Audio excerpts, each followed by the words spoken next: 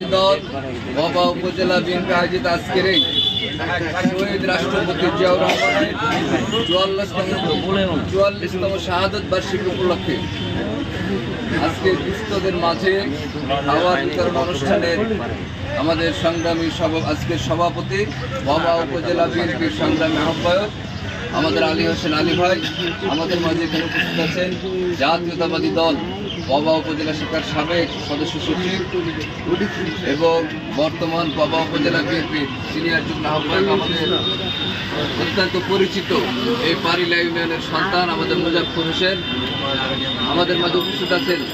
জাতীয়তাবাদী ছাত্রদল রাজশাহী জেলা শাখার সংগ্রামী সদস্য সচিব আলামিন সহ বিএনপির সকল পর্যায়ের নেতৃবৃন্দ, আমি সবার নাম বলছি না, সকল পর্যায়ের নেতৃবৃন্দ, ছাত্রদল যুবদল শ্রমিক দলের সকল পর্যায়ের নেতৃবৃন্দ সকলকে জাতীয়তাবাদী দল রাজশাহী জেলা শাখার পক্ষ থেকে আপনাদের সংগ্রামী অভিনন্দন।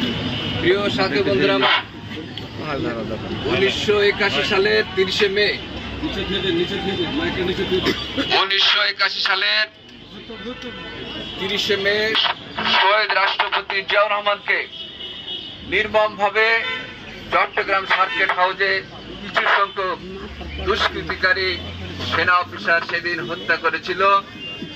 আর এই হত্যার পিছনে জড়িত ছিল বাংলাদেশের অভ্যন্তরীণ এবং আন্তর্জাতিক সাম্রাজ্যবাদ সর্ববৃহৎ শক্তিতে পরিণত হয়েছে।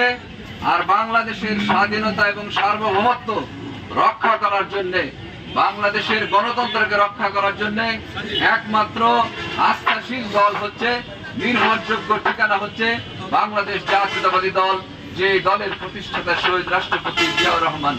সুতরাং জিয়াউর রহমানকে হত্যার মধ্য দিয়ে বিএনপিকে হত্যা করা যায়নি, জিয়াউর রহমানকে হত্যার মধ্যে দিয়ে বাংলাদেশের স্বাধীনতা সার্বভৌমত্বকে নষ্ট করা সম্ভব হয়নি। আমরা আজকের এই অনুষ্ঠান থেকে শহীদ রাষ্ট্রপতি জিয়াউর রহমানের আত্মার মাগফিরাত কামনা করছি। আল্লাহ যেন ওনাকে বেহেশত নসিব করে এবং সকলের কাছে আমরা দোয়া চাচ্ছি শহীদ রাষ্ট্রপতি জিয়াউর রহমানের পরিবারকে যেন আল্লাহ হেফাজত করে। দেশনেত্রী বেগম খালেদা জিয়া, বিএনপির সিনিয়র বিএনপির ভারপ্রাপ্ত চেয়ারম্যান জনাব তারেক রহমানকে এবং বিএনপির সমস্ত পরিবারকে আল্লাহ যেন হেফাজত করে, এই দোয়া আমরা সকলের কাছ থেকে আমরা কামনা করে আমি সকলের সুস্বাস্থ্য দীর্ঘায়ু কামনা করে আমার সংক্ষিপ্ত বক্তব্য এখানে শেষ করছি। খোদা হাফেজ। বাংলাদেশ জিন্দাবাদ, জাতীয়তাবাদী দল জিন্দাবাদ, শহীদ জামল হক, দেশনেত্রী বেগম খালেদা জিয়া জিন্দাবাদ, তারুণ্যের অহংকার জনাব তারেক রহমান জিন্দাবাদ। ধন্যবাদ সকলকে। আসসালামু আলাইকুম।